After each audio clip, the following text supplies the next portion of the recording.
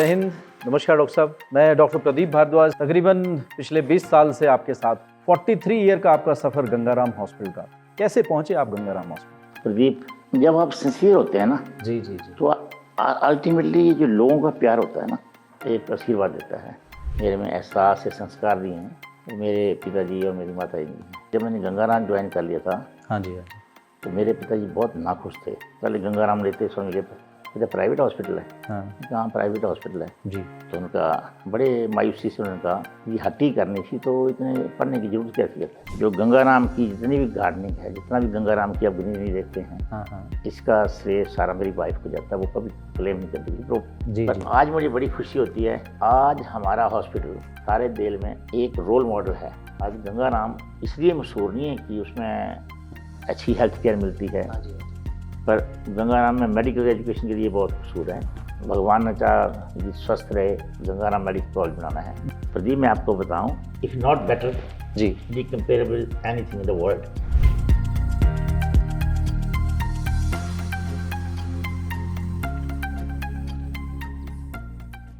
जय हिंद। नमस्कार डॉक्टर साहब, मैं doctor Pradeep Bhardwaj, CEO six sigma health care. तकरीबन पिछले 20 साल से आपके साथ हूं और एक रिसर्च के साथ आज आपसे हम स्पेशल जो अनकही बातें हैं, जो कभी कहीं पर भी नहीं कही गई, उन पे बात करेंगे। हम कहते हैं कि जो मंजिल चलते हैं वो सिकवा नहीं करते, और जो सिकवा करते हैं वो कभी पहुंचा नहीं करते। 43 ईयर का आपका सफ़र गंगाराम हॉस्पिटल का। पद्मश्री मिला आपको, हिमाचल गौरव मिला आपको, डॉक्टर BC राय अवार्ड मिला आपको। तो इतने नामी ग्रामी हॉस्पिटल के अंदर काम किया आपने। आज आपका नाम खुद अपने आप में एक इंस्टीट्यूट है। कैसे पहुंचे आप गंगाराम हॉस्पिटल? मैं तो ये कहूँ कि मैं अपनी सिंसियरिटी से जो हार्ड वर्क करता रहता हूँ जी और जो ब्लेसिंग्स हैं जी मेरे पेरेंट्स की, मेरे टीचर्स की, मेरे दोस्तों की, जी वो भी मुझे हेल्प करती हैं। जी तो इस तरह पता नहीं लगा कैसे पहुंचा, पर पहुंचता जाता हूँ। जी जहाँ जी पहुंचा ये पता नहीं क्या है, पर भाई मैं सेटिस्फाइड हूँ। मैं जी ठीक तरह करते हैं, ठीक तरीके से जीवन में तरक्की कर रहा हूँ। जी डॉक्टर साहब। जिस लाइन में हूँ मैं, उसमें मैं अपने आगे बढ़ रहा हूँ। और हमेशा जब भी मुझे कोई भी ये ऐसी फीलिंग आती है कि मैंने अचीव किया है, तो उसी वक्त मैं अपने दिमाग में भगवान का थैंक्स कर देता हूँ कि उनकी वजह से ये सब कुछ है। जी, एक और भी प्रमुख वजह थे डॉक्टर सुंदर कुमार, जो कि जिन्होंने गंगाराम का रास्ता आपको दिखाया। गंगाराम आप पहुंचे, यहाँ जूनियर कंसल्टेंट से मैं आपने ये कह सकता शुरुआत हूँ करी। कि जी गंगाराम में रास्ता दिखाने के लिए जो मेरे गॉड फादर थे मेरे, वो डॉक्टर सुंदर कुमार सामा थे। जी जी वो मुझे किसी डिनर में मिले थे। जी वहाँ उन्होंने मुझे ऑफ़र किया कि आप पास आउट हो रहे हैं एम्स से, जी तो आप गंगाराम हॉस्पिटल ज्वाइन करो। तो मैंने उससे पहले क्वेश्चन पूछा था कि ये हॉस्पिटल है कहाँ। जी मुझे गंगाराम का पता नहीं था। जी डॉक्टर साहब। तो उन्होंने मेरे से एड्रेस लिया कि मैं आपको खुद ही पिकअप कर लूँगा एम्स से अच्छा और ले जाऊँगा एम्स इंस्टीट्यूट में गंगाराम में। तो इस तरह उन्होंने इंट्रोड्यूस किया मुझे गंगाराम में। जी, इंट्रोड्यूस किया, उन्होंने रखवा ही दिया को। बहुत बढ़िया डॉक्टर साहब, तो बहुत मुझे बढ़िया। उस टाइम एक एसोसिएट कंसल्टेंट, उस टाइम जूनियर कंसल्टेंट कहते थे। उस जी वक्त में मेरी उम्र 31-32 साल थी। बहुत बढ़िया तो डॉक्टर उस लेवल में ज्वाइन कर लिया। तो मैंने दिल में ये नहीं सोचा था कि मैं यहाँ रहूँगा गंगाराम में। साहब। जी जी जी दिल में तो थोड़ा सामने मुझे कहो दिल में सोचते रहो, आप अभी तो ये कह दो कि मैं रहूँगा यहाँ। जी जी तो फिर मैंने ज्वाइन कर लिया कि मेरा जो पैशन थी वो टीचिंग इंस्टीट्यूट में जाने की थी। जी डॉक्टर साहब। मैं टीचिंग इंस्टीट्यूट में जाऊँगा, मैं टीचिंग मेडिकल टीचर बनना चाहता था मैं। जी जी किसी तरीके से वहाँ गंगाराम में रहा, मैं काम करता रहा। जी और काम करते करते वहाँ एक और शख्सियत थी, जो डॉक्टर KC महाजन। जी बिल्कुल। उन्होंने मुझे बहुत इम्प्रेस किया कि यहीं आपकी एकेडमिक जो आपकी दिली ख्वाहिश है कि मैं टीचर बनना है, उसको हम इसी हॉस्पिटल में पूरा कर देंगे, आप टिके रहो यहाँ। जी जी जी और जल्दी नेशनल बोर्ड ऑफ एग्जामिनेशन से DNB प्रोग्राम के लिए नेफ्रोलॉजी डिपार्टमेंट रिकॉग्नाइज हो गया। उसके बाद फिर मैंने 3 साल के बाद डिसाइड कर लिया कि यहीं रहना है। बहुत बढ़िया उस डॉक्टर साहब। तरीके से वहाँ रहे। जी। फिर जब मेरा इंटरव्यू हुआ था तो डॉक्टर वोरा उस टाइम चेयरमैन होते थे जी। और डॉक्टर केसी हमारे नेक्स्ट चेयरमैन थे और डॉक्टर सामा एक ऑफिस बेयर थे वहाँ बोर्ड ऑफ मैनेजमेंट के। जी जी जी। तो ये तीनों लोगों ने मुझे सेलेक्ट किया और मुझे डॉक्टर केसी महाजन के वो शब्द नहीं भूलते हैं। जब उन्होंने सेलेक्ट किया मैंने कहा अच्छा मैं ज्वाइन कर लूँगा, तो उन्होंने कहा बेटे तुम शायद स्टील स्पून के साथ ही पैदा हुए, स्टील स्पून देखा ही नहीं होगा आपने। जी जी जी। फिर मैं आपको सिल्वर स्पून दे रहा हूँ और स्काई लिमिट है, आप हार्ड वर्क करते जाओ, आप ऊंचाइयों पर पहुँचोगे और हम चाहते हैं कि एक दिन ऐसा आए कि जिस पोजीशन पर हम बैठे हैं उस पोजीशन पर आप बैठें। बहुत तो बढ़िया। ऐसा पॉसिबल है कहते हैं। We are giving you silver spoon. Great great. Doctor साहब, आप पहले ऐसे चेयरमैन हैं गंगाराम के इतिहास में, मैं कहूँ, जो बोर्ड ऑफ मैनेजमेंट के भी चेयरमैन रहे और आज ट्रस्ट के भी चेयरमैन हैं। दूसरी तरफ हम उस पहलू को देखते हैं कि जब दसमल गांव हिमाचल प्रदेश, किसान परिवार में आपका जन्म हुआ, आपके फादर एक फ़ौजी ऑफिसर, और वो देखना चाहते थे कि मेरा बेटा भी फ़ौजी बने। और जहाँ तक हमारी भी थोड़ा रिसर्च है कि आपने कोशिश भी की शायद फ़ौजी बनने की, उस पर थोड़ा प्रकाश डालिए। उस पर हम चाहते हैं कि मेरे पिताजी की बड़ी ख्वाहिश थी कि मैं आर्मी ऑफिसर बनूं और उनकी नहीं, मैं भी चाहता था कि मैं भी आर्मी ऑफिसर बनूं एक्चुअली, क्योंकि हमारी फैमिली में आर्मी एक प्रोफेशन था जिसको हम जानते थे। तो मैंने भी अपनी तरफ से अटैम्प्ट किया था। हर बार मैं यूपीएससी का जो एग्जामिनेशन था जी उसको बड़ी मार्क्स लेकर पास आउट होता था। वो जब सिलेक्शन बोर्ड का इंटरव्यू होता है वो मेरिट में होता था उन दिनों। जी जी जी। तो वहाँ हम ये एक विलेज स्कूल में पढ़ते थे तो उतनी हमारी ऐसी एक्सप्रेशन नहीं होती थी। जी तो उसकी वजह से मैं दो रोज़ का अटैम्प्ट किया था, फिर नहीं हुआ। तो मैं सोचा जो फिर मैं प्री इंजीनियरिंग कर रहा था यहाँ इंजीनियरिंग स्टूडेंट था, यहाँ तो बायोलॉजी होती नहीं थी। मैं कहा चलो कोई बात नहीं, साइंस में इंजीनियर बनेंगे। जी। तो वहाँ भी एक मोड़ हो गया, ये सारी ब्लेसिंग होती है। हाँ जी जी तो बिल्कुल। मैं डीएवी कॉलेज चंडीगढ़ में प्री इंजीनियरिंग करने के लिए गया। जी तो वहाँ मैं बड़ी, एक बरसात का मौसम था, उसमें पहुँचे, प्रिंसिपल से मुलाकात हुई। वो तो एक बड़ी लंबी कहानी है, पर जी जी। प्रिंसिपल ने मेरे से पूछा कि आप क्या बनना चाहते हो बेटे। तो मैं इंस्टेंटली मेरे से बोल गया मैं तो कुछ नहीं बन सकता, मैं तो इंजीनियर बन सकता हूँ। तो आप क्या बनना चाहते हैं वैसे।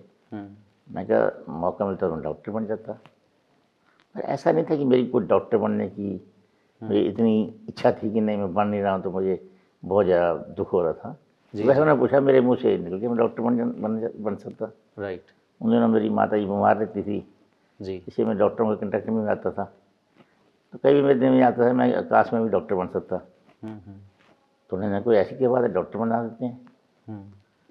तो उन्होंने उस टाइम के जो प्रोफेसर थे बायोलॉजी के, जियोलॉजी और बॉटनी दोनों के, उनको बुलाया और कहा ये बच्चा डॉक्टर बनना चाहता है तो आप इसको ट्रेनिंग करो और 3 महीने में आप उसको पास कराओ बॉटनी, और मैं उसको डायरेक्ट प्री मेडिकल में दाखिल कर रहा हूँ। बहुत बढ़िया। तो मैं तो कभी सोचा ही नहीं था।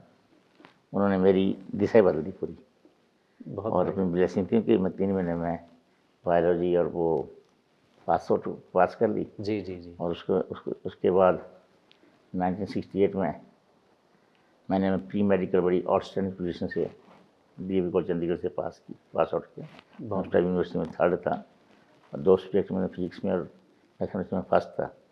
बहुत बढ़िया। तो तब उसके बाद फिर मैं मेडिकल कॉलेज से में आया। यहाँ मैं बाकी जगह पता नहीं था, पर उस वर्ष ऐसा हुआ था कि जिस स्टेट में आप हैं उस स्टेट में ही आप एडमिशन ले सकते हैं। जी जी जी। तो उन दोनों हिमाचल बना ही था हमारा। हम पहले पंजाब के पार्ट थे, हमारा डिस्ट्रिक्ट जो पंजाब का एक जी जी पंजाब भाग का था। पार्ट। जी। तो फिर मैंने मेडिकल कॉलेज शिमला ज्वाइन किया, वहाँ मुझे 2 स्कॉलरशिप मिली। तो वहाँ भी मैंने सारे एग्ज़ाम डिस्टिंक्शन के साथ, कभी फर्स्ट कभी सेकंड पोजीशन में पास आउट किए जी जी और डिस्टिंक्शन के साथ पास आउट हुआ। फिर एमडी में चंडीगढ़, पीजी चंडीगढ़ में दाखिल हुआ। वो भी ऐसे ही चले गए, कोई ऐसा नहीं था, बस एग्ज़ाम दिया तो सेलेक्ट हो गए, तो वहाँ ज्वाइन कर लिए। बहुत बढ़िया। उसके बाद फिर सोचा कि कुछ आगे बढ़ें, तो हर जगह मुझे एक टीचर मिले, मतलब जो गाइड करते थे, रास्ता दिखाते थे। तो चंडीगढ़ में भी प्रोफेसर के.एस. चूक से बहुत इंटरेस्ट था, वो नेफ्रोलॉजी के हेड थे। जी मैं सोचा नेफ्रोलॉजी में ही आगे कुछ करते हैं। और मेडिकल कॉलेज शिमला में मेरे प्रोफेसर A.N. मल्होत्रा थे, बाद में वो प्रिंसिपल बने। जी जी उनका बहुत इन्फ्लुएंस था मेरे पर, बड़ा प्यार करते थे मुझे। और उन्होंने भी मुझे, हालांकि मैं सिलेक्शन हो गई थी मेरी AP के लिए मेडिकल कॉलेज शिमला में, जी उन्होंने घर में लंच कराया और कहा कि नहीं, ये जगह आपके लिए नहीं है, आपको तो आगे पढ़ना है अभी, जी जी आपके लिए और जगह होगी कोई। जी डॉक्टर साहब। और फिर मैं उनके कहने पर, और मैं वहाँ सोच लिया कि नहीं, मेडिकल कॉलेज शिमला नहीं ज्वाइन करना है, मैं आगे पढ़ लेता हूँ। जी इस तरह मैं ऑल इंडिया इंस्टीट्यूट में 1977 में जी जी नेफ्रोलॉजी में दाखिल हो गया, नेफ्रोलॉजी ट्रेनिंग के लिए। जी जी और उन दिनों नेशनल बोर्ड से रिकगनाइज था, वो MNAMS कहते हैं उसको। हाँ जी जी तो उसके लिए मैं पहला स्टूडेंट एनरोल हुआ एम्स में। ग्रेट। तो फिर एम्स में बड़ा हार्ड वर्क किया और 1980 में वहाँ से पास आउट हो करके तब मैं डॉक्टर सामा के कांटेक्ट में, एक डिनर था मोदी हाउस में, वहाँ मेरा कांटेक्ट हुआ राइट। और वहाँ से मैं गंगाराम पहुँच गया। बहुत बढ़िया बहुत बढ़िया। डॉक्टर साहब, हमेशा गुरुओं का आशीर्वाद रहा है आपके ऊपर। हम कहते हैं कि मैं भाई, देखता हूँ हमेशा गुरुओं को, प्राइमरी स्कूल से लेकर मैं कहता हूँ हर जगह, हर क्लास में हाँ यस कोई न कोई टीचर मिला मुझे, जी जिसने मेरी उंगली पकड़ी और अगली क्लास में कर दिया, आगे से आगे। जी। और ये काम चलता ही रहा, वो आज तक भी कोई न कोई बिल्कुल। mentor मिलता रहता आप है। उस कथन को सार्थक करते हैं कि न हम हंसकर सीखे न रोकर सीखे, जो भी सीखे गुरु का होकर के सीखे। हाँ, बिल्कुल। डॉक्टर साहब, आपके चाचा जी हमारे सुभाष चंद्र बोस जी के निजी सचिव रहे, और जिस दिन सुभाष चंद्र बोस जी गायब हुए उसी दिन चाचा जी भी आपके गायब हो गए। और जब आपका जन्म हुआ, इस गांव में सिर्फ 3 ही घर थे। समझो जो जहाँ मेरा घर था वहाँ तो 3 थे, ऊपर नीचे एक घर और था, 5 घर थे। 5 घर थे। तो लोग आपको स्कूल तक लेकर के जाते थे, कोई कंधे पे लेके जा रहा है, कोई आपको नदी पार करवा रहा है, कोई टीचर आपको उंगली पकड़ के चल रहा है। तो कहीं ऐसा आपको लगा नहीं कि सारा सब कुछ ये मेरे उसमें लिखा हुआ है? और आज भी आप सुबह उठ कर के, मैं देखता हूँ कि ब्रह्म मुहूर्त में उठ करके आप 3 साढ़े 3 बजे पूजा करते हैं, और एक इतना बड़ा नामी ग्रामी डॉक्टर डेली मॉर्निंग में 1 घंटा पूजा करता है। उसके साथ साथ इतने लोगों की आप पूरा दिन भर दुआएं पाते हैं। तो ये किस तरीके से, किसने ये आपके अंदर ये बीज बोए? हाँ, ये बीज तो प्रदीप पेरेंट्स ही बोते हैं, हमें पेरेंट्स पैदा करते हैं। हाँ जी। और मैं तो बड़ा फर्मली बिलीव करता हूँ कि चलो भगवान है, आज अष्टमी है, नवमी है, बिल्कुल। माता जी हैं, मैं उनकी हमेशा पूजा करता हूँ। जी भगवान शिव का मैं पुजारी हूँ वैसे। जी जी बस भगवान शिव के मैं सभी भगवान को मानता हूँ, जी जी जो अनसीन भगवान ने देखा नहीं है, उनकी हम पूजा करते हैं। जी जी उनकी मैं सोचता हूँ कृपा है। जी पर उनकी कृपा के लिए जो मेरे में एहसास से संस्कार दिए हैं, जी। वो मेरे पिताजी और मेरी माता जी हैं। बहुत बढ़िया। मैं जब स्कूल में पढ़ता था, जब स्कूल के बोर्डिंग में नहीं रहता था, 8वीं 9वीं तक, 9वीं 10वीं तक मैं अपने पिताजी के साथ सोता था। जी और इनवेरिएबली हम, कोई घड़ी नहीं थी हमारे पास, पर मुर्गे की जो बांग होती है मॉर्निंग में, वो 4 बजे की होती है। जी जी जी तो उस टाइम हम उठ जाते थे। जी और पिताजी मुझे ना थोड़ी 10-15 मिनट के लिए कम से कम गीता का कोई ना कोई ज्ञान दे देते, किसी न किसी अध्याय का पढ़ाते थे। और उसके बाद जब थोड़ा बड़ा हो गया, मैं जब दूसरी तीसरी क्लास में हुआ तो मुझे इंग्लिश भी पढ़ाना शुरू कर दिया उन्होंने। बहुत बढ़िया वो पढ़े लिखे थे अपने टाइम के जी। तो उन्होंने मुझे, हमारे स्कूलों में तो तब इंग्लिश नहीं होती थी जी डॉक्टर साहब। तो जब मैं 3rd 4th में था, हालांकि हमारे स्कूल में इंग्लिश नहीं होती थी, पर मैं इंग्लिश बोल सकता था, थोड़ी थोड़ी पढ़ता था और जी। जानता था। तभी मेरे पिता की देन थी। मेरी माता जी बड़ी एक साधारण, बहुत ही सिंपल लेडी थी। वो मॉर्निंग में जब हम उठते थे तो वो भी तभी उठती थी। वो सबसे पहले स्नान करेगी अपने आप, उसके बाद चूल्हा चौका करेगी, उसके बाद मुझे पानी लाएगी, नाले बेटे। बस उतनी देर में पिताजी का भाषण खत्म हो जाता था। मैं नहाया थोड़ा सा, फिर मैं अपना पढ़ना 1-2 घंटे पढ़ना। जी बस 1-2 घंटे पढ़ के मेरी दादी की बारी आ जाएगी। जी मैं बहुत ही लाडला बच्चा था घर में, सब पैम्पर्ड चाइल्ड था। जी तो फिर दादी जी बस बटर खिलाएगी, दूध, मलाई, दूध सब कुछ खिला पिला कर जी स्कूल के लिए रवाना होते थे। स्कूल बड़े दूर था, हाँ जी हाँ जी स्कूल लगभग 12 किलोमीटर चलना पड़ता था आज के हिसाब से। फिर हमें कभी फील नहीं हुआ, जाते थे 3-3.5 घंटे में दौड़ते पहुंच जाते थे। तो हम वॉक नहीं करते थे, हमेशा दौड़ते रहते थे कोई फास्ट करके। जी डॉक्टर साहब। और उतराई चढ़ाई, नदी नाले जो भी आए यस वो पास करने हैं और स्कूल पहुंच जाते थे। बहुत बढ़िया डॉक्टर साहब। स्कूल में बड़े सारे टीचर, सारे अध्यापक बहुत प्यार करते थे। मैं हमेशा मॉनिटर रहा और हमेशा पोजीशन आती थी। पढ़ना मेरी एक पढ़ने के अलावा मैं खेलता बहुत था। जी जी मैं फुटबॉल, हॉकी, कबड्डी सब खेलता था। बहुत बढ़िया। मैं वैसे छोटी छोटी एक्टिविटी में भी पार्ट लेता था। कोई लीडरशिप क्वालिटी में शुरू में थी मेरी, कोई मैंने स्कूल में भी छोटी छोटी लीडरी करनी। फिर मैंने एक यंग फार्मर्स एसोसिएशन बनाई थी, उसके थ्रू हम ग्रांट लेते थे। मुझे अभी पता, पंचायत से ग्रांट लेंगे, जी जी फिर छोटे छोटे खेतों की खेती बाड़ी करेंगे। किसान मोर्चा को भी आप कई बार हाँ, लीड मैं करते पहले हैं। शुरू से ही मुझे किसान में मुझे बड़ी, मतलब फार्मिंग में मेरे बड़ा शौक था। बहुत और बढ़िया। मैं हमेशा अपने पिताजी का साथ देता। जब मैं मेडिकल कॉलेज से भी आता था, तब भी जब फसल काटने का मौका होता था तो मैं पिताजी की हेल्प के लिए हफ्ता 2 हफ्ते की छुट्टी लेकर जरूर आता था। और हल भी था, मैंने हल भी दिया हुआ है, हमने धान लगाया, सब कुछ काम किया था खेती बाड़ी का। बहुत बढ़िया। मुझे मज़ा आता था, ये नहीं कि मैंने कोई मेरी मजबूरी थी, पर मैं मज़ा करता था, एंजॉय करता था उस चीज़ को। तभी तो किसान और जवान के साथ आपने इस भूमि पर नाम नमक निशान की एक परिभाषा लिखी डॉक्टर साहब। और डॉक्टर साहब, मैं एक चीज़ पूछना चाहता हूँ आपको, जिस टाइम आपने अपनी मेडिकल ग्रेजुएशन पोस्ट ग्रेजुएशन की तो ऐसे स्पेशल डॉक्टर्स की बड़ी डिमांड थी विदेश में जाने की, और लोगों को शौक भी होता था कि हम फॉरेन कंट्री में जाएं, खूब पैसा कमाएं। क्या आपने कभी सोचा या जाना ही नहीं चाहा?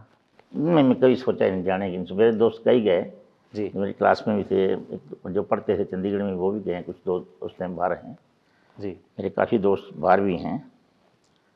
मेरे जाने की इच्छा नहीं की, मैं अपने माँ बाप को भी छोड़ने जाता था। बिल्कुल, बहुत बढ़िया। और दूसरा ये था कि मुझे तो वही बड़ा डर लगता था। गंगाराम ज्वाइन कर लिया, जब मैंने गंगाराम ज्वाइन कर लिया था हाँ जी हाँ जी तो मेरे पिताजी बहुत नाखुश थे। जब उनको मैंने बोला कि जी मुझे नौकरी मिल गई गंगाराम में और मुझे 3,000 रुपये महीने के मिलेंगे। जी कहते कहाँ मिली है? कहते गंगाराम। तो उनको पहले गंगाराम लेते सुन गए, कहते प्राइवेट हॉस्पिटल है। हाँ कहाँ प्राइवेट हॉस्पिटल है? जी तो उनका बड़े मायूसी से उन्होंने कहा ये हट्टी करनी थी तो इतने पढ़ने की जरूरत क्या थी? बिल्कुल तो उन्होंने सोचा कि ये जो मैं गंगाराम में नौकरी करने जा रहा हूँ जी ये तो हट्टी है, ये प्रैक्टिस करेंगे और कुछ करेंगे। यस। तो उनको अच्छा नहीं लगा। ये 1981 की बात है ना? ये 1981 की बात, जब मैं गंगाराम ज्वाइन कर लिया था। हाँ जी हाँ जी तो मैं उसके बाद उनको डिसपॉइंट नहीं करना चाहता था कि अब जाकर मैं विदेश में जाऊँ। तो उन्होंने बोलना कि नहीं, अब लोग अंग्रेज़ों की सेवा, अंग्रेज़ों से बड़ी वो करते, अंग्रेज़ों की सेवा करनी थी तो यहीं रहते। जी जी जी मैंने कभी सोचा नहीं, मेरा और मेरे दिल में कभी इच्छा ही नहीं हुई एक्चुअली। बहुत बढ़िया डॉक्टर साहब, बहुत बढ़िया। मतलब मेरे नहीं, मैं जाने की कोशिश नहीं कभी की। ऐसी सोच अगर हमारे सारे डॉक्टर्स की हो जाए तो सर हमारा मेरे हेल्थ कभी इच्छा ही नहीं हुई पैदा कि मैं बाहर जाना है। जी जी जी बहुत बढ़िया डॉक्टर साहब। और डॉक्टर साहब, इसके साथ जैसे आपने बताया कि लीडरी भी करते थे आप, तो अब चेयरमैन बोर्ड ऑफ मैनेजमेंट रह चुके मैं हैं। बता रहा हूँ प्रदीप, मैं जब स्कूल में था तब भी लीडरी करता था। हाँ जी और जब मैं मेडिकल कॉलेज में गया तब भी मैं प्रेफेक्ट रहा हॉस्टल का, और वही काफ़ी पॉजिटिव लीडरशिप रोल किया। कभी ऐसा नहीं किया कि स्ट्राइक करा दिया, जी, वो करा दिया। जी एक पॉजिटिव मेरा मजा, मुझे एक लीडर का एक शौक है शुरू से ही। नहीं, आप अभी भी लीडिंग बाय एग्जांपल्स कर रहे हैं। और तो मतलब मैं यहाँ भी गंगाराम में गया तो मेरा बड़ा मैनेजमेंट बोर्ड में आने की बड़ी इच्छा, प्रबल इच्छा थी। तो खैर डॉक्टर सामा ने मुझे उसमें भी इंडक्ट किया, फिर उन्होंने अपना मुझे ऑफिस गियर बना दिया अपने साथ। बहुत बढ़िया। और कुछ ना कुछ, और हमेशा मैंने देखा कि जब आप सिंसियर होते हैं ना, जी जी जी तो अल्टीमेटली जो लोगों का प्यार होता है ना, जी, ये लोगों का प्यार आपको एक आशीर्वाद देता है। तो बिल्कुल। मैं सोचता हूँ कि गंगाराम के डॉक्टर, गंगाराम का हर एक एम्प्लॉय मुझे बहुत प्यार करता है। बिल्कुल होगा कुछ लोग जो ईर्ष्या भी करते होंगे, पर मेजॉरिटी लोग जो है ना मुझे प्यार करते हैं और दिल से प्यार करते हैं। बिल्कुल बिल्कुल। और उनका मेरे पर आशीर्वाद है। यस यस, और उसी की वजह से मैं बिल्कुल ना चाहते हुए, मैं कोई स्ट्रगल नहीं किया था। तो बिल्कुल। 2011 में मैं चेयरमैन बोर्ड ऑफ मैनेजमेंट बन गया। पहले मैं सेक्रेटरी था 2006 में, जी डॉक्टर उससे पहले ज्वाइंट सेक्रेटरी था। यस यस,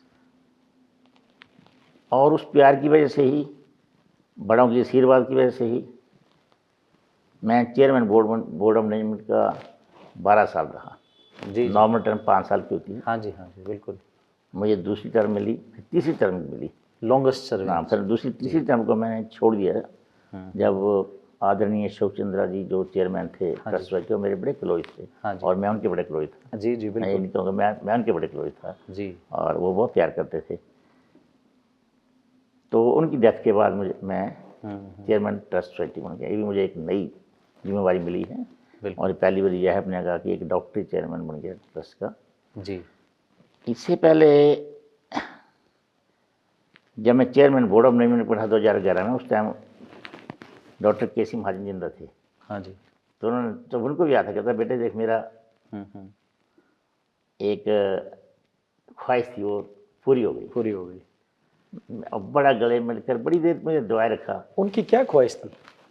फिर मैं मेरे जैसे लोग जो कहते हैं वो गंगाराम के लिए चाहिए। अच्छा। फिर उन्होंने कहा भाई नहीं, अब मैं तेरे से एक एक्सपेक्ट करता हूँ, मुझे गंगाराम प्रोग्रेस करेगा उसकी तो मुझे कोई अब शक नहीं रहा। पर मेरी एक बड़ी ख्वाहिश है कि गंगाराम में कैंसर सेंटर बनना चाहिए, वो नहीं बन पाया। रेडियोथेरेपी नहीं थी हमारे पास। हाँ जी बिल्कुल। तो मैं बड़ी कोशिश की, मैं बड़ी जगह ढूंढी अगले 6 महीने तक। मैंने यहाँ तक ऑफर किया मेरे ऑफिस को, इसको बड़ा करो, कुछ करके यहाँ बना लो, पर पॉसिबिलिटी नहीं हो पाई। जी पर जी आज मुझे बड़ी खुशी होती है कि इस टेन्योर में, 12 साल की टेन्योर में मैं लोगों को प्यार पाया। इस हॉस्पिटल को बिल्कुल मॉडर्नाइज कर दिया।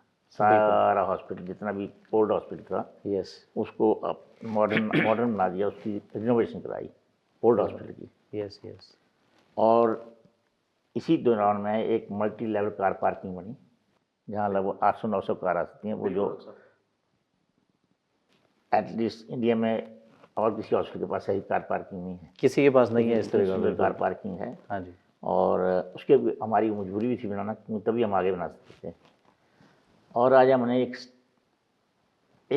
स्टेट ऑफ आर्ट बिल्डिंग बनाई है जो एग्जीक्यूटिव ब्लॉक लाएगा। जी जी जी, और उसमें हमने कैंसर फैसिलिटी स्थापित कर दी।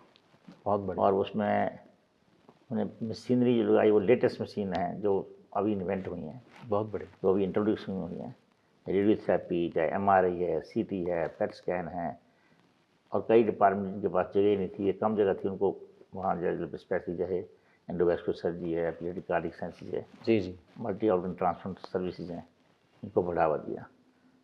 सो मुझे बहुत ही संतुष्टि होती है जी कि मैं, जो मेरे टीचर थे, मेरे मेंटर थे, डॉक्टर केसी महाजन, डॉक्टर BK बोरा, डॉक्टर सुरेंद्र कुमार सामा, देन डॉक्टर KP जैन, इनके जो सपना था वो पूरा कर पाया। बहुत बढ़िया। इसमें मेरे दोस्तों की, सारे हॉस्पिटल के जो एम्प्लॉयज़ हैं, चाहे किसी वर्ग के हैं वो, जी, चाहे क्लास 4 के हैं, क्लास 3 के हैं, डॉक्टर हैं, सीनियर हैं, जूनियर हैं, उनका मुझे जगह जगह प्यार मिलता है। बहुत बढ़िया डॉक्टर साहब। और सबसे मुझे जनता का प्यार मिलता है। दिल्ली की जनता में जब भी कहीं किसी भी लॉबी में जाता हूँ, जब उनको पता लगता है डॉक्टर राणा चेयरमैन है वहाँ के, वो जानते हैं। और आई थिंक कोविड के टाइम में भी मैंने एक फ्रंट से काम किया। कोई दिन ऐसा नहीं था जब मैंने 1 या 1.5 घंटा कोविड वार्ड में स्पेंड नहीं किया। मुझे 2 दफ़ा कोविड हुआ, उसके बावजूद भी मैं हर दिन अपने आप सारा अरेंजमेंट कोविड का देखा बड़ी। और उसका चलो उस समय मैं अपना एक बड़ी अपनी दिली ख्वाहिश से भावना थी कि मेरे पास कोई उसके लिए ऐसी इच्छा नहीं थी कि मतलब लोग मेरे, पर आज मैं कभी मिलता हूँ तो कितने लोग जानना शुरू किया उसकी वजह से मुझे जी जी कि वो लोग अप्रिशिएट करते हैं। मैंने हालांकि सर्विस इस तरीके से नहीं की है कि बिल्कुल मुझे वो चाहिए था कि रिकग्निशन चाहिए थी कि मैंने वो लोगों की पीड़ा को कम करने के लिए जो भी हेल्प कर सकते थे गंगाराम ने हेल्प की। मैं गंगाराम का एक टॉप पोजीशन में होते हुए मैंने बिल्कुल, पूरा अपना रोल निभाया। और गंगाराम हॉस्पिटल मेरे ख्याल में देश में कोई इतना हॉस्पिटल नहीं होगा। गंगाराम हॉस्पिटल ने डायरेक्टली 102 करोड़ रुपए तो अपने बैंक से निकालने पड़े हॉस्पिटल रन करने के लिए। और इसके अलावा हमने 1.5 साल में ऑलमोस्ट 60 करोड़ का जो हमें सरप्लस आना था वो भी नहीं आया। अच्छा तो 150 करोड़ से ऊपर हमारा खर्चा हुआ। जी हमको डॉक्टर सैटल नहीं हुआ हमारा आज भी, उसके बावजूद भी हम आगे बढ़ रहे हैं।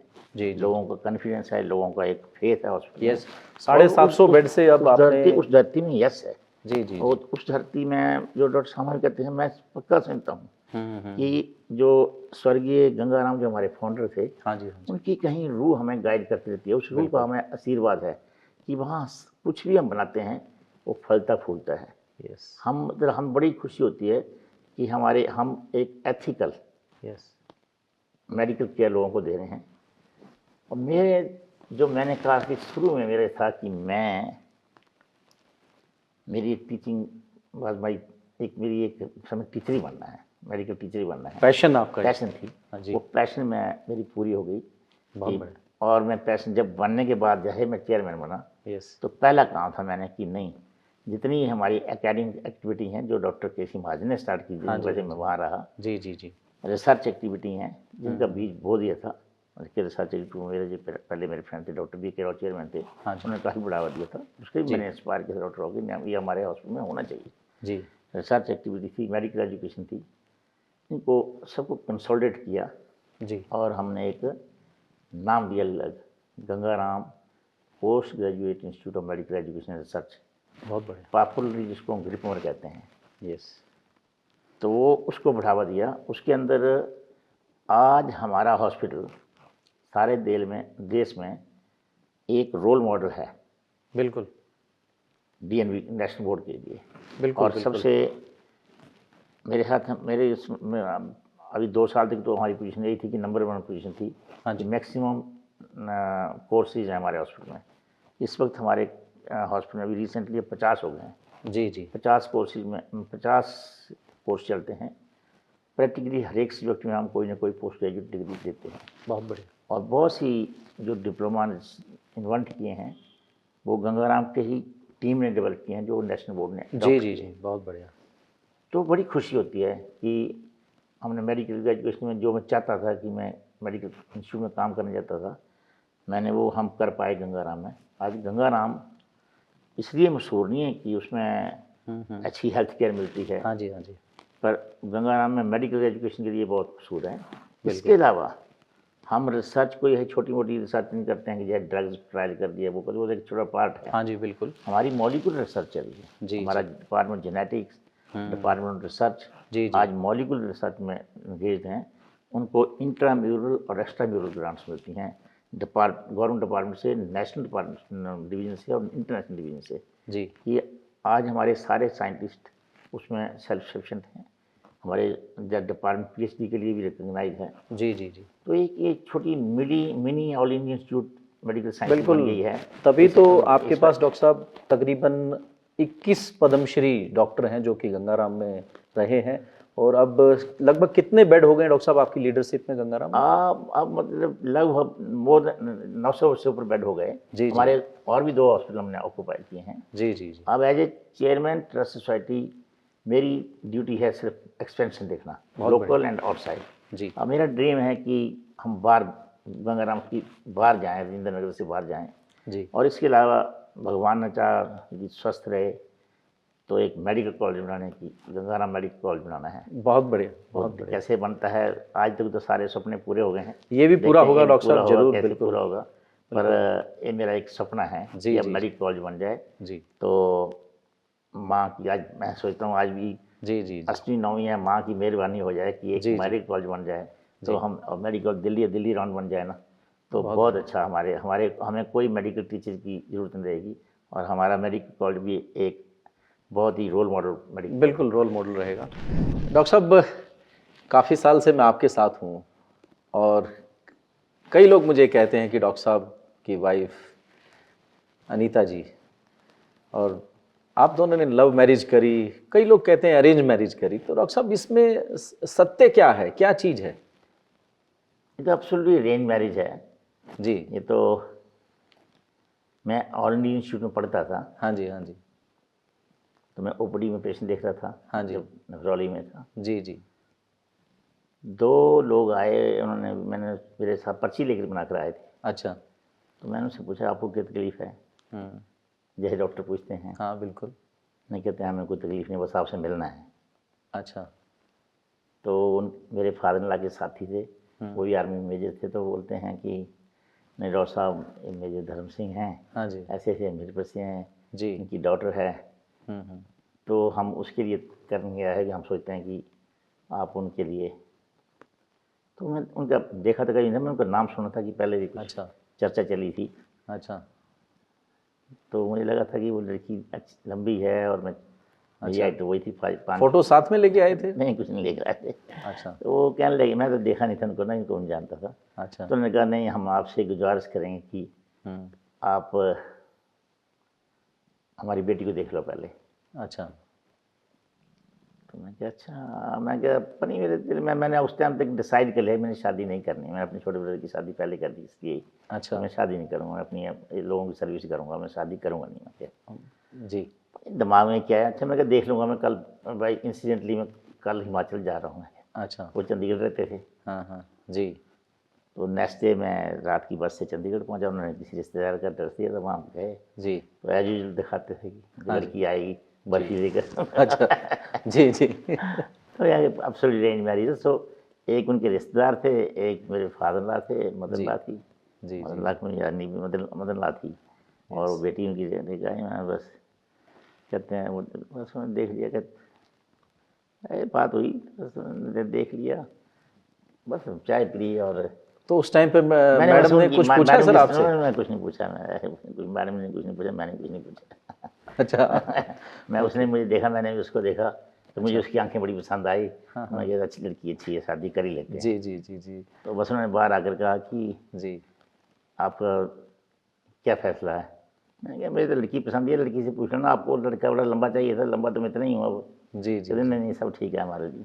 तो जी। कहते इसको क्लोज करते हैं। बहुत बढ़िया। तो मैं घर ही आ रहा था, हाँ जी। वो जिस टीचर ने मेरे आज आप देख रहे थे कि पंडित जी वो कर रहे थे, जो हवन कर रहे थे, हाँ जी। हाँ तो जी। इनके चाचा जी हमारे वो पंडित होते थे जी उस जी टाइम, जी जी। वो टीचर भी थे, वो मेरे फादर ला के साथ कहीं थे उस हाँ जी। टाइम। हाँ जी। तो एक मेरे स्कूल टीचर थे, उनको उन्होंने भी रिकमेंड किया था, हम्म। पर इनके पंडित जी के घर इकट्ठे हुए, जी। 1100 के कितने पैसे उन्होंने रुपए दिए अच्छा। कि मतलब हमने रोक लिया बच्चा और जल्दी शादी कर दे। आई थिंक 2-3 महीने बाद शादी रख दी। अच्छा। बहुत बढ़िया। 28 फरवरी 1979 मेरी शादी हो गई। अच्छा। उस टाइम मेरी वाइफ ग्रेजुएशन कर रही थी, हम्म। बस मैं अपना पढ़ रहा था। जी जी जी। तो इसको मैंने बोला कि तू अपनी पढ़ाई तो, ग्रेजुएशन तो ख़त्म कर कम से कम। हाँ जी। तो इसने 2 महीने लगा कर ही दी ख़त्म। बहुत बढ़िया जी, बस बहुत उसके बढ़िया। बाद मेरे साथ रह रही है तब से। बिल्कुल। वो आज बड़ी भी। गृहिणी, उसका मतलब उसमें क्वालिटी है कुछ, मतलब जो यस। बड़ी, हमारे दोनों वो एक जैसी नेचर, एक्सेप्ट वो कॉम्बिनेशन देख के तो लोग कॉम्बिनेशन ऐसा कहते हैं है ना। कि नहीं, वो बड़ी फैमिली टाइप लेडी है, जो यस उसको अपनी यस। फैमिली से प्यार है, अपनी फैमिली रहते हैं। बिल्कुल बिल्कुल। मैं बड़ा मतलब, मेरा जो है बड़ा सोशल, वो इतनी जी। सोशल में वो करती है, पर मेरी जो है मैं लोग पब्लिक सर्विस में बिजी रहता हूँ। हाँ जी। हाँ जी। एंड उसकी हॉबी है सारी ग्रीनरी, मतलब यस घर को यस। पूरा ग्रीन रखना, घर को मेंटेन करना, बहुत बढ़िया। प्लांटेशन जो है उसकी एक लाइफ है, मतलब उसको बहुत बढ़िया। तो आज मैं कहना चाहता हूँ कि जी। 12 साल में, अब 14 साल हो गए, हाँ हाँ। जो गंगाराम की जितनी भी गार्डनिंग है, जितना भी गंगाराम की आप ग्रीनरी देखते हैं, हाँ हाँ। इसका श्रेय सारा मेरी वाइफ को जाता है। वो कभी क्लेम नहीं करती, जी। हाँ, जब मैं चेयरमैन बना ही था तब तो 6 महीने देकर हर संडे को वो मॉर्निंग में 50-100 परांठे बना लेती थी हाँ। और चली गई सारा संडे मालियों को खाना खिलाना। तो उसने उसको जंगल में मंगल कर दिया, बहुत बढ़िया, काबिल तारीफ। एब्सोल्युटली ग्रीन कर दिया। अब जो नई पार्किंग बनाई उसकी जो Yes. प्लांटेशन, आप देखेंगे कभी प्लांटेशन देखोगे नई पार्किंग की जी, सारी जी। इसकी की हुई है। अभी भी Yes. नया बिल्डिंग बना उसमें जो प्लांटेशन करा रही हैं वो भी सारा इसकी देख रहे हम तो जहाँ भी देखते हैं ग्रीनरी दिखाई देती है। अभी रिकॉग्नाइज माली हो गई है वो। हाँ, यस यस, नहीं पूरा हरियाली हरियाली दिखती है, हाँ, आपके साथ जैसे जुड़ी है। गंगाराम ने हमारा घर भी हरा है पूरा और गंगाराम जिसने हरा भरा कर दिया। और दसमल भी पूरा हरा है और उसके ये साथ हॉस्पिटल साथ देखा, ये इस हॉस्पिटल में उसने सारा चारों तरफ, अभी तो आपने उनका घर नहीं देखा, हाँ जी, वो हाँ जी। पूरा ही हरा है चारों तरफ ही। तो बहुत बढ़िया। उसकी बस उसका, पर उसने कभी मुझे मतलब ऐसा नहीं किया कि बच्चे पाले उसने सारे बच्चे, मुझे तो पता नहीं लगा कब पड़ गए कब पड़ गए। और एक के बाद एक 1979 में मैरिज हुई, तो डॉक्टर साहब 80 में बच्चा हो गया, 81 में बच्चा हो गया, 83 में 3 साल में 3 बच्चे हो गए। वो उसने पाले हैं सारे, उसने पढ़ाए हैं। बिल्कुल बिल्कुल। मेरा काम तो यही रहा कि हॉस्पिटल में लाइफ बीत गई। डॉक्टर साहब आप इतने व्यस्त रहते हैं, इतने बिजी रहते हैं, मैंने देखा है रात को भी काम करते हैं, सुबह बहुत जल्दी उठ जाते हैं और इतनी बड़ी रिस्पॉन्सिबिलिटीज़ हैं आपके ऊपर। तो जो आपने बताया कि मैडम हर चीज़ को ग्रीन रखती है, इस हरियाली के पीछे राज क्या है? मतलब आप किस वो तरीके से? शुरू भाई थी नेचुरल होता है, उसमें नेचुरल है कि वो प्लांट्स को अपने बच्चों की तरह रखती है। वो उसको प्लांट्स भाई वो उसकी लाइफ है। वो ये हॉबी उनको पहले से ही थी या आपने डेवलप नहीं करवाई? मैंने डेवलप किया उसको बचपन से होगी। मेरे पास तो जब से आई तब से कुछ ऐसे ही काम करके, जब हमारे पास कोई कुछ नहीं होता तो मनी प्लांट लगाती रहती थी। जी जी जब हमारा थोड़ा घर हो गया तो लगाती रहती है। जब इसको गंगाराम मिल गया तो इसको एक वो मिल गई लैंड की, यहाँ में अपने शौक पूरा कर सकते हैं। बहुत बढ़िया। अब अपने अपने घर में अपने उसके जो she is only daughter for parents जी जी जी तो उसके उनका घर है, बहुत बड़ा घर है जी उसके चारों तरफ काफ़ी ज़मीन है। जी। उसमें कई पौधे लगाए हैं, कुछ लिया है सारा। आप कभी जाएंगे वहाँ देखोगे कि वो सारा ही वो मुझको ऐसा लगता है नहीं, बड़ा सुंदर काम किया मैडम, मैं तो देखता रहता हूँ। नेचुरल जी, जी, रहती है वो उसकी। बाकी वो बड़ी अपने उसमें मजे रहती बहुत बढ़िया। मुझे आज तक कभी ऐसा नहीं महसूस हुआ कि हमारे थोड़े बहुत डिफरेंस इस पर हो जाते हैं थोड़ा, जब मतलब कोई डीलिंग विद पीपल्स है, बट अदरवाइज जी, जी, जहाँ जी। फैमिली के ये बात हैं उसमें तो हम बड़े प्यार से रहते हैं। बट एटलीस्ट मुझे उसने कभी इसी प्यार की बात को आगे बढ़ाते हैं डॉक्टर साहब। नहीं, 1948 में आपका जन्म हुआ डॉक्टर साहब, और आपके जन्म से तकरीबन 1 साल पहले 1947 में इस देश के 2 टुकड़े हो गए, एक पाकिस्तान एक हिंदुस्तान। जो गंगाराम हमारे जो लाहौर से चले, आज भी वहाँ एक अस्पताल है गंगाराम हॉस्पिटल, और शायद अब गवर्नमेंट के पास है। आपने 2019 में एक ऐसी पहल की कि आप वहाँ पहुँचे, तो मैं जानना चाहता हूँ, मैं क्या सारा सिक्स सिग्मा परिवार जानना चाहता है कि वहाँ का एक्सपीरियंस कैसा रहा, क्योंकि हम कई बार ये सोचते हैं कि पाकिस्तान ऐसा होगा, इस तरीके से होगा, पता नहीं अब हमको एक्सेप्ट करेंगे नहीं करेंगे। मतलब किस तरह का एक्सपीरियंस रहा आपका पाकिस्तान में डॉक्टर साहब गंगाराम के नहीं साथ? वो बहुत है। पाकिस्तान के लोग जो गंगाराम में काम करते थे, पहले ये इनिशिएटिव डॉक्टर सुरेंद्र कुमार सामा ने स्टार्ट किया जब वो चेयरमैन थे। अच्छा। तब उन्होंने इनवाइट किए थे और उनके फैकल्टी उनका प्रिंसिपल यहाँ आए थे जी और बड़ा एक सद्भावना की जी। एक भावना आई थी सब में। जी जी तो जब मैं चेयरमैन था तो मेरी बड़ी इच्छा की, और मेरे दोस्त हैं ट्रस्टी हैं डॉक्टर नील कुमार सेठ हमारे जी हॉस्पिटल जी में हैं, तो हम दोनों ने प्रोग्राम बनाया और हाँ वो जी। पहले भी गए हुए थे। जी कहते मैं वो मेरे साथ चले, जी जी हम गए वहाँ बाई रोड गए थे। ये बहुत ही ऐसे बड़ा वंडरफुल बड़ा एंजॉयबल एक्सपीरियंस था। बहुत ही हॉस्पिटेबल लोग थे, जितने भी फैकल्टी थी उन्होंने बड़े प्यार से हमें 3 दिन रखा, बहुत प्यार दिया। जी और हमें मुझे तो लगा ही नहीं, जब मैं बड़ा डर रहा था जब पाकिस्तान में बाघा बॉर्डर एंटर हुआ, वाघा बॉर्डर। हाँ बाघा बॉर्डर पर। हाँ तो जी। जब एक दफ़ा मैं वहाँ पहुँच गया, इवन बाघा बॉर्डर से ही रिसेप्शन स्टार्ट हो गई थी। Right. जो कस्टम ऑफिसर वहाँ, तो उन्होंने इतने गले लगाया जी और इतने प्यार दिया, पूरी ट्रांसपोर्ट अरेंज करी सारे। मतलब उन्होंने उसी वक्त मुझे एक किस्म जो है एक किस्म, मैं तो उनका स्टेट गेस्ट ही बन गया, इतना उन्होंने प्यार किया। एम्बेसडर की तरह। हाँ वैसे तो बड़े अच्छा, मुझे बड़ा अच्छा लगा था, मैं एंजॉय हुई। तब तो हमें लगता नहीं कि हमें पाकिस्तान के साथ कोई ऐसी बीत होगी कि या हमारे रिलेशनशिप खराब है। आती बारी जब मैं फिर दोबारा आया तो फलों वाले ने भी, रास्ते में फल वाले ने एक फल बैठी थी, मैंने उससे कीमत पूछी तो उसने, उसको ड्राइवर से पता लग गया था कि हाँ जी। मैं इंडिया से हैं। अच्छा। तो वो तो मेरे उठा कहता है ये तो आपके बच्चों के लिए तोहफा है, अरे आप क्या बात कर रहे हो कि तो पैसे देना चाहते हैं। उसने पैसे नहीं लिए, उल्टा उठाकर पेटी मेरे कार में रखी जबरदस्त। और प्यार से गले लगाया। अरे वाह। मैं सोचूं यार लोग किस तरह प्यार करते हैं एक दूसरे से, और कहाँ हम गवर्नमेंट लेवल पर फाइट जी करते जी, रहते हैं। बिल्कुल तो बिल्कुल। मेरा तो बड़ा डिफरेंट है। मेरा तो खैर पाकिस्तान जाने का वैसे भी, मैं कराची भी जाता रहता हूँ, वहाँ जी। Sindh Institute of Urology Transplantation है, SIUT, वहाँ जी। के जो प्रोफेसर अजीब रजमी हैं, उन्होंने कई दफ़ा हाँ जी। बुलाया मुझे। वहाँ बड़ा एक अच्छा एक्सपीरियंस रहा मेरे सही, जी कि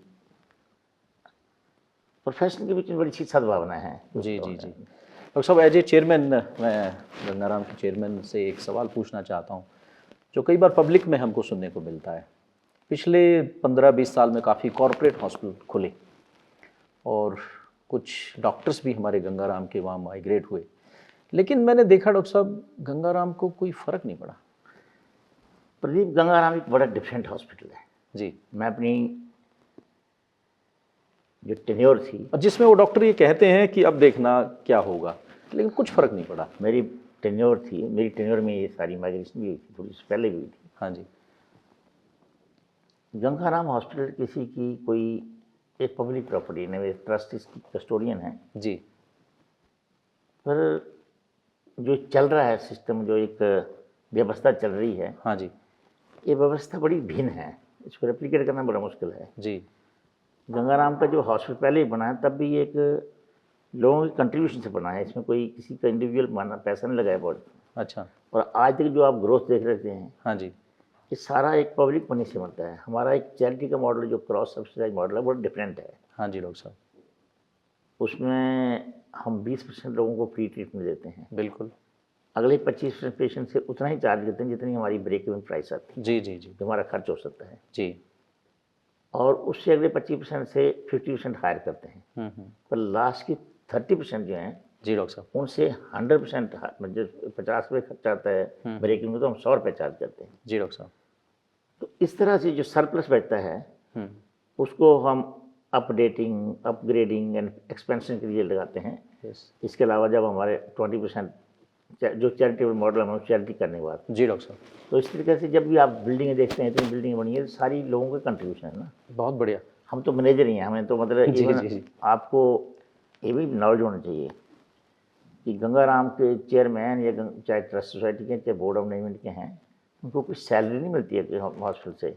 ये तो ऑनररी जॉब है, सैलरी तो उनको जिस प्रोफेशन में उसी से मिलेगी। तो जैसे आप चेयरमैन हैं जो डॉक्टर है, साहब, आपको कोई सैलरी नहीं? नहीं, मेरी कोई सैलरी नहीं है। मेरी 76 ईयर ओल्ड में हूँ मैं भी। अच्छा तो अभी मैं प्रैक्टिस अपनी करता हूँ, अपने 6 घंटे पेशेंट देखता हूँ। अच्छा। तो मेरी जो सोर्स ऑफ इनकम वो वहीं से होगी, मतलब इससे कोई नहीं होगा कि हॉस्पिटल से। हाँ, हॉस्पिटल से मुझे अब वो भी अभी मिलने लगी 15 आपको कार मिली है बस। अच्छा अच्छा। तो मतलब बस एक और हमें बात सुनने को मिलती है, क्योंकि एक और मैं बताना चाहता हाँ हूँ जी, मैं प्लीज़। इसको मैं इसलिए कहता हूँ कि ये पीपल्स ओन हॉस्पिटल है, हाँ जी ये बिल्कुल। लोगों का अपना अस्पताल है, Yes. उनकी कंट्रीब्यूशन से बन रहा है। हम तो सिर्फ एक मैनेजमेंट कर रहे हैं। ये मंदिर होता है, जी जी जी जी। मंदिर बना लेते हैं, फिर मंदिर बनता रहता है, बड़े बड़े मंदिर बनते रहते हैं, पैसे आते रहते हैं। बिल्कुल। तो ये पीपल्स ओन हॉस्पिटल है।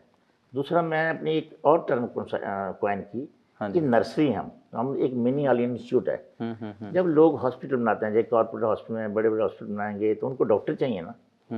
तो वो जी कहाँ देखेंगे? वो ज़्यादा देखेंगे मौलाना, इसके कहते हैं ऑल इंस्टीट्यूट में, या मौलाना आजाद मेडिकल कॉलेज में, या और मेडिकल कॉलेज में, या गंगाराम जी में। जी डॉक्टर तो साहब। यहीं से लेंगे ना, हाँ तो जी। यहीं से डॉक्टर जाते हैं। तो Yes. आज दिल्ली में कोई बड़ा अस्पताल ऐसा नहीं है जहाँ जी। हमारे नामी ग्रामी डॉक्टर हम गंगाराम से नहीं गए, जो यहाँ से बिल्कुल। नाम कमा गए वहाँ गए। तो जब यहाँ से चले गए, तो हम तो नर्सरी हैं। वो एक चला गया, दूसरा तैयार कर दिया, दूसरे भेज दिए हमने, और भी कई चले गए। वो नए हॉस्पिटल आते हैं, हम कुछ अब नहीं हम दुख मनाते हैं। बिल्कुल। शुरू में लोगों ने बोला है, वो जब कुछ डॉक्टर गए थे, मैं नाम नहीं लूँगा, हाँ जी। तो लगता था कि नहीं वो एक चले जाएंगे तो अस्पताल बंद हो जाएगा। जी जी जी बिल्कुल। कुछ भी फर्क नहीं पड़ा। बिल्कुल बिल्कुल एक सही बात है। कोई, मैं आई विल से कि निग्लिजिबल कुछ फर्क नहीं पड़ा, बल्कि ये हुआ कि जो होनहार बच्चे अगले थे उनको चांस मिल गया, वो भी तैयार हो गए, यस तो वो भी चले गए, बिल्कुल। हमें और तैयार कर दी। यस तो हमारा नाम वैसे ही भाई हमारे दूसरे आते हैं, उनको नाम लाने का मौका मिल जाता है। बिल्कुल। तो ये तो हमारी एक नर्सरी है, बहुत यहाँ बढ़िया। हमें कोई दुख नहीं होता है। कोई जाना चाहता है तो उनको हम कोई दुख नहीं मिलाते हैं, बोलते नहीं है, कोई तकलीफ हमारी तरफ से तो नहीं है। जी जी जी। कहते नहीं सर, ऐसा कुछ नहीं है। जी, बल्कि जी। लोग बाद में भी हमारे पास आते रहते हैं। हाँ ये तो आते हैं बाद डॉक्टर में साहब। आते रहते हैं, वो हमारे साथ जो गंगाराम से गए हैं, आप किसी भी डॉक्टर का इंटरव्यू ले लेना जो कई जगह काम कर रहे हैं, कहीं किसी भी अस्पताल में काम कर रहे हैं, यहाँ या किसी और शहर में भी, जी वो गंगाराम को याद करते रहते हैं। बिल्कुल डॉक्टर और साहब, वो सिर्फ अप्रिशिएट करते हैं, नहीं सर वो सहूलत हमें नहीं मिल सकती है। बिल्कुल doctor friendly hospital, doctor friendly hospital yes है, यस, मैं patient कह friendly सकता हूँ। hospital है। और डॉक्टर साहब एक जब भी बाहर मतलब किसी भी एरिया के अंदर कोई भी इमरजेंसी होती है तो लोग कहते हैं गंगाराम ले जाओ, वहाँ जरूर बच जाएगा। वो गंगाराम में पहुँचता है तो उसको एक बात सुनने को मिलती है, बड़ी कॉमन सी बात है, उसको थोड़ा आप सॉल्व करेंगे तो बहुत अच्छा है कि जी बेड नहीं है हमारे पास में। इसका क्या देखो, समाधान? जब आप गंगाराम की बहुत से अस्पतालों की प्रॉब्लम होती है कि वहाँ उनको बेड नहीं मिलते हैं, लोग कहते हैं बेड भरना है, इसलिए लोगों को रख सकते हैं। हमारी प्रॉब्लम उल्टी है, हम जल्दी जल्दी छुट्टी करना चाहते हैं ताकि दूसरे पेशेंट को चांस मिले। यस, अच्छी बात है, मुझे बड़ा खुशी होती है जब भी मैं जाता हूँ, हाँ जी, किसी भी सर्कल में जाता हूँ। हाँ जी, हाँ जी, मुझे 5-7 दिन पहले मैं अपने राष्ट्रपति भवन में गया था, हाँ हाँ जी, राष्ट्रपति को मिलने के लिए। वहाँ रास्ते में लोग मुझे रिसीव करने आए, ले गए। तो रास्ते में बात करने लगे कि सर मतलब हमें तो ये लगता है जब बीमार हो जाए कोई गंगाराम जाएगा तो बच जाएगा। हाँ जी, तो मेरे भी गया था, वो बच्चा बच गया मेरा। हम भी यही कहते हैं। तो सरकारी हो, राष्ट्रपति भवन तो एक सरकार का है। हाँ। बड़ी खुशी होती है किसी, हम अपने हाई सर्कल में जाते हैं, कभी IAS सर्कल में, कभी IPS सर्कल में, पॉलिटिकल सर्कल में, तो सारे बड़े फील करते हैं कि हमारा अच्छा है। प्रदीप, मैं आपको बताऊं, जी अभी हमने 200 बेड ऐड किए हैं। जी डॉक्टर साहब, और 200 बेड मैंने पहले ही बोला था कि 200 बेड को ऑक्यूपाई करने के लिए 1 ही हफ्ता चाहिए सिर्फ। हाँ जी 1 बिल्कुल, हफ्ते के बाद अब बेड नहीं मिल सकता है। बिल्कुल हमारी सही बात। सिचुएशन वही है। हमारे पास आज 500 बेड भी हों तो भी भर जाएंगे। जी जी जी, हम एक ट्रस्ट ऑफ जनरेशन हो गया है। हाँ जी डॉक्टर साहब, एक लोगों को जो भरोसा है, एक क्वालिटी है। और हम भी अपने डॉक्टरों को प्रेसिंग डालते हैं। और on the other hand we take very strict action if somebody doing unethical practice. हाँ यस, हमारे कई लोग ये भी कहते हैं कि भाई आपके तो काफ़ी महंगा हॉस्पिटल है, तो स्पेशली सिंगल रूम में मतलब हमारे सिंगल रूम में जो क्लास 1 में जाते हैं, हाँ जी डॉक्टर साहब, उनके लिए हॉस्पिटल ऑलमोस्ट उतना ही महंगा जितने बाकी कॉर्पोरेट हॉस्पिटल है, ऑलमोस्ट उसके करीब ही है। जी तो फिर भी वो तो कमरे तो हमारे भरे रहते हैं, वही तो अस्पताल चला रहे हैं। बिल्कुल। यदि वो लोग नहीं हो तो अस्पताल क्या चलना, पैसे तो वही दे रहे हैं ना अस्पताल बनाने के लिए। पैसे दो ही दे, जो 25% है वो तो उतना पैसा देते हैं जिसने बस आए अपनी सर्विस नहीं चले गए, यस, तो वो लोग देते हैं। तो वो भी हमारे इसलिए भरे रहते हैं क्योंकि उनको भरोसा है। हाँ जी, हमारी हालांकि हम कोशिश कर रहे हैं, हमारी जो हॉस्पिटैलिटी सर्विसेज हैं, हाँ जी, जैसे सिक्योरिटी है या और सर्विस हॉस्पिटैलिटी की, वो उतनी अच्छी नहीं जितनी कॉर्पोरेट हॉस्पिटल में होती हैं। जी जी और उसको भी हम कोशिश कर रहे हैं इम्प्रूव करने के लिए। उसके बाद जो वो क्लास हमारे पास आ जाती है, जी, क्यों उनको एक भरोसा है, बिल्कुल, एक भरोसा है, एक ट्रस्ट है जी कि हम जाएंगे तो वहाँ हमें एथिकल केयर मिलेगी। बिल्कुल। और उसे वो एक जनता का भरोसा इस सारे ट्रस्ट को आपने और भी मजबूत किया डॉक्टर साहब। बहुत मजबूत। तकरीबन 2002-2003 के आसपास डॉक्टर SK सामा के टाइम पे मैं भी वहाँ मेडिकल मैनेजमेंट में था। और आज मैं देख रहा हूँ कि जो मेडिकल मैनेजमेंट का जो लोग हैं उनकी बहुत अच्छी स्टेबिलिटी है। रीजन आप ही हैं कि पहले टर्नओवर बहुत ज़्यादा होता था, आज वो काफ़ी सालों से वहाँ काम करते हैं। अब तो हमारे इवन डॉक्टर्स का ट्यूशन या नर्सिंग ट्यूशन है ही, ऑलमोस्ट प्रैक्टिकल मिल रहा है। हमारा ट्यूशन होता ही नहीं है। जो ज्वाइन करता है गंगाराम में, वो छोटी इफ्तिखार वहीं रहते हैं। जी जी जी, हमारी जो एक फैमिली बन गई है, Yes. अब तो बिल्कुल ही एक परिवारवाद है। वहाँ तो परिवार के लोग रहते Yes, हैं। yes. किसी का बेटा काम कर रहा है, किसी का पोता भी काम करने अरे लग रहा वाह, है। बहुत पर बढ़िया। उस पर हम कंप्रोमाइज़ नहीं करते हैं क्वालिटी पर। क्वालिटी सर्विस के लिए, और उनको हमेशा ही सिखाते हैं कि भाई ईमानदारी से काम करो। ये पेशेंट ही आपको खाना देते हैं, yes. पेशेंट से आपके बच्चे पढ़ रहे हैं, हाँ जी, यही लोग आपको देते हैं कि सेवा करो। बिल्कुल तो बिल्कुल, ये हमारा धर्म। हम तो हमेशा सर्विस करें, पेशेंट फर्स्ट है। Yes yes. और इसको करते रहो। ये आपको पेशेंट ही भगवान है आपके लिए। पेशेंट फर्स्ट को लेकर ही बात करता हूँ। आप हिंदुस्तान का health system holistic health system है। आपने सारी हमारी एलोपैथी, होम्योपैथी, आयुर्वेदा सबको वहाँ पर आपने जगह दे रखी है, प्रैक्टिस करते हैं। कोई ऐसा ये भी नहीं है कि सिर्फ एलोपैथी का ही है तो आयुर्वेद वाला नहीं आएगा, होम्योपैथी वाला नहीं आएगा या फिजियो वाला नहीं आएगा, लेकिन आप नहीं, हमारा बेंचमार्क प्रैक्टिस कर रहे हैं उसमें। बेसिकली जो प्राइमरली तो हॉस्पिटल एलोपैथी का ही है। हाँ जी बिल्कुल, पर हमारे जो मैंने अपने गंगाराम तो थे ही, मैं एक नाम और बताना चाहूँगा, जी वो है पद्म भूषण स्वर्गीय धर्मवीरा जी। हाँ जी, हाँ जी बिल्कुल, ये जो प्रेजेंट गंगाराम हॉस्पिटल है जी, जो जी। दिल्ली में है, जी जो इसकी ग्रोथ 1976 के बाद हुई, हाँ जी, under the concept of board of management होगी, डॉक्टर अपने आप मैनेज करते हैं। ये जो बोर्ड ऑफ मैनेजमेंट की कंसेप्ट है, ये कंसेप्चुलाइज की थी, या ये कंसेप्ट स्वर्गीय धर्मवीर जी की थी। बहुत बढ़िया। उन्होंने कहा भी हॉस्पिटल डॉक्टरों ने चलाना है, हम भी हॉस्पिटल चला सकते हैं। तो जो एक्सपीरियंस डॉक्टर हैं, जो फेथफुल डॉक्टर हैं, जो डिवोटेड डॉक्टर हैं, उनको इसका एडमिनिस्ट्रेशन दे दो, वो काम करते रहें, वो सेल्फलेसली हॉस्पिटल चलाते रहें। उस कंसेप्ट की वजह से ये हॉस्पिटल चल रहा है आज। तो उन्होंने ही लगभग 2000 के करीब करीब उन्होंने एक्सप्रेस किया जी जी, कि इसमें थोड़ी ब्रांचों को, औरों को भी जगह दो, ऐड ऑन किया जाए। भाई ऐड ऑन करो। हाँ, मतलब सपोर्टिंग like, सर्विसेज में।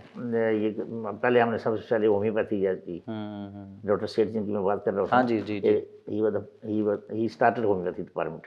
अब वो इंचार्ज हैं इसके अल्टरनेटिव मेडिसिन के। जी, तो जी। फिर आज से आयुर्वेदिक आ गए, हाँ जी, दूसरे भी सिस्टम आए, बहुत सबको हम बढ़ावा देते हैं भी जी। थोड़ी एथिकल प्रैक्टिस करें विद इन देयर ब्रांच। बहुत अच्छा सर। पर ये नहीं हम कर सकते, ये अलाउड नहीं कि वो हाँ, आयुर्वेदिक yes। दवाइयाँ एलोपैथी की लिखें, बिल्कुल बिल्कुल होम्योपैथी सही बात। होम्योपैथी दवाइयाँ लिखते हैं, बहुत बढ़िया, अपना काम करते हैं, लोगों को वो भी भरा रहता है हमारा, वो भी चली जाती है सर्विस। बहुत बढ़िया, वो योगा भी हम योगा भी कराते हैं, योगा टीचर भी हमारे पास। बहुत अच्छा। डॉक्टर साहब, कोविड के बाद में एक बड़ा अच्छा कल्चर चालू हुआ, लोगों को अपनी हेल्थ की फिक्र होने लगी। मतलब हम कहते हैं कि prevention is better than cure, और गंगाराम हॉस्पिटल ने उस दिशा में क्या काम किया डॉक्टर साहब?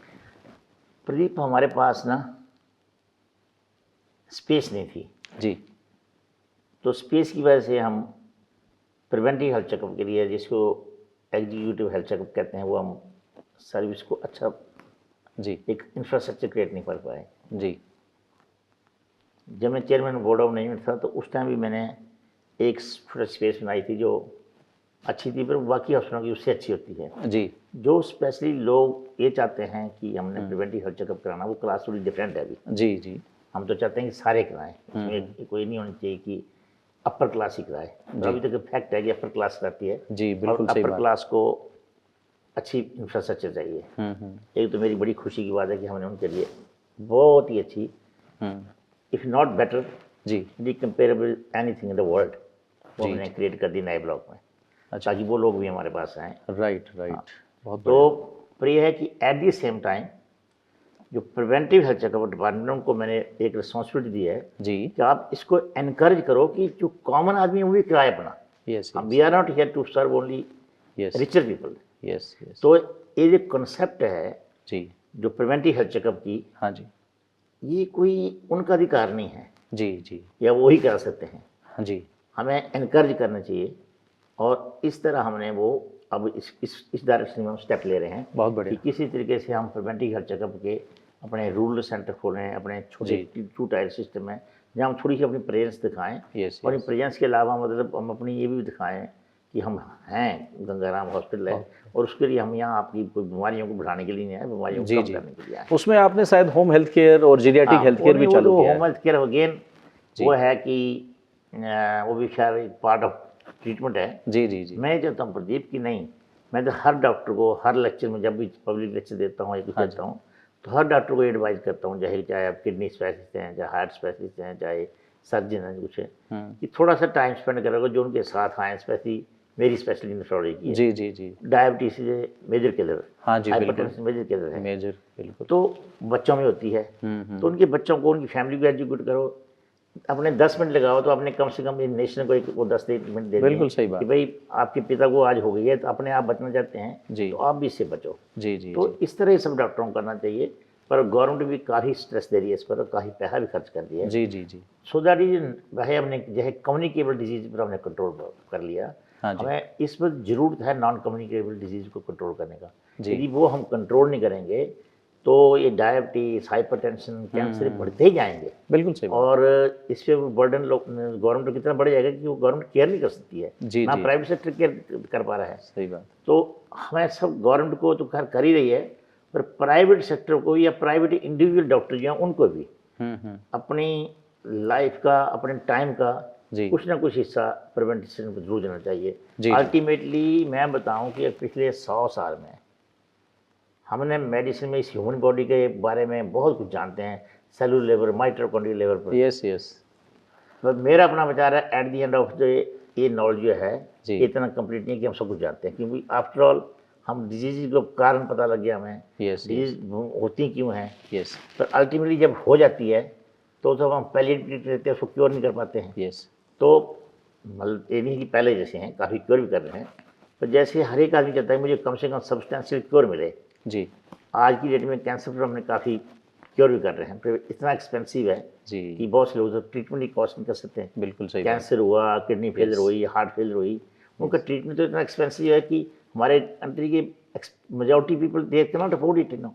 Yes. तो हमारा तो सारा स्पेशली इस कंट्री में, कि सारी दुनिया में ही प्रिवेंशन पर ही सबसे सेट वो होना चाहिए। इसी प्रिवेंशन पे मैं Stress पूछूंगा, होना चाहिए। एक पब्लिक के लिए सवाल है डॉक्टर साहब, नेफ्रोलॉजिस्ट हैं आप, जाने माने। किडनी केयर को लेकर के आप क्या लोगों को गुरु मंत्र देना चाहते हैं? मैं ये बोलना चाहता हूँ कि 2 बीमारियाँ हैं, हाँ जी एक शुगर की बीमारी, डायबिटीज जिसको कहते हैं, जी और एक हाई ब्लड प्रेशर। हाँ जी हाई ब्लड प्रेशर कई कारणों से हो सकता है, पर भाई ये जो हैं 2 बीमारियाँ, ये ऑलमोस्ट 2/3 किडनी फेलियर के पेशेंट तो इसकी वजह से होती है। जी आज की डेट में हमें पता है कि इनका कंट्रोल अच्छी तरह कर दिया जाए तो मेजॉरिटी पेशेंट में डिजीज नहीं होगी। राइट जिस टाइम ये डिजीज होती हैं, चाहे शुगर है, चाहे ब्लड प्रेशर है, उस टाइम पेशेंट को कोई प्रॉब्लम नहीं होती है। जी और वैसे भी वो अपनी प्राइम एज पर होते हैं, 3rd डिकेड में, 4th डिकेड में अपना बिजनेस कर रहे होते हैं, जी जी तो वो परवाह नहीं करते हैं, जी अनकंट्रोल्ड रहता है सारा काम। जी जी तो अनकंट्रोल्ड रहता है तो उसकी वजह से ultimately kidney failure, heart attack, all those जो होती हैं, जी तब तक अगर वो मतलब गाड़ी छूट चुकी होती है, फिर जी, ज़्यादा नहीं हम कर सकते हैं, जी जी फिर तो थोड़ा बहुत प्रोलॉन्ग ही करते रहते हैं। जी जी तो बड़ा ज़रूरी है कि इन बीमारियों की जब हो ही जाए, पहले तो होनी नहीं चाहिए, हाँ जी होनी नहीं चाहिए, उसका तो शुरुआत होनी चाहिए जब बच्चे से, जिस फैमिली में डायबिटीज़ है या हाइपरटेंशन है, अपने बच्चों की पालन पोषण बढ़ानी चाहिए, ठीक तरीके से करें ताकि ये बीमारियाँ नहीं हो। जी ये बड़ा सब्जेक्ट है, कभी डिस्कस करेंगे इसको, जरूर जरूर डॉक्टर पर इसकी प्रिवेंशन की जाए। जी तो इन 2 बीमारियों की प्रिवेंशन को करो, और यदि भाई भी किडनी डिजीज हो ही गई है हाँ जी तो फिर कोशिश करो कि उसको जितना प्रोलॉन्ग कर सकते हैं, हाँ जी तो अपने डॉक्टर के साथ फॉलोअप करो। प्रदीप, इस पर तो फिर घंटों तक करना, जरूर फिर मैं बात करेंगे डॉक्टर साहब। बात कर सकता हूँ। मेरा एक आखिरी सवाल आपसे है डॉक्टर साहब, गंगाराम में इतने सारे पॉलिटिशियन आते हैं, हर नेता अभिनेता वहीं होता है, आपने भी टॉप पोजीशंस को हासिल कर लिया है, क्या आपको ऐसा लगता है कि या कहीं से ऑफर है कि मुझे अब पॉलिटिक्स में जाना चाहिए? नहीं, मेरे दिमाग में कभी नहीं आया, ना मुझे कोई ऐसी ऑफर है। मान लीजिए सरकार आपको राज्यसभा में नॉमिनेट करे। वो सरकार मुझे सम्मान दें तो मैं इसको एक्सेप्ट, मतलब बड़ी प्यार से एक्सेप्ट करूँगा, जी पर ऐसा मैं अपने आप प्रयास भी नहीं करूँगा, और ना मेरा कोई ऐसी बात है, मैं अपना सर्व तो कर ही रहा हूँ। जी। पर हाँ, कई लोग मुझे कहते हैं कि मैं कह नहीं, जी वो तो कभी सरकार सोचे जी कि वो बिना किसी कंडीशन से ऑफर कर सकते हैं, जी जी जी तब तो ठीक है। बहुत बढ़िया डॉक्टर साहब, thank you very much and we are proud of you.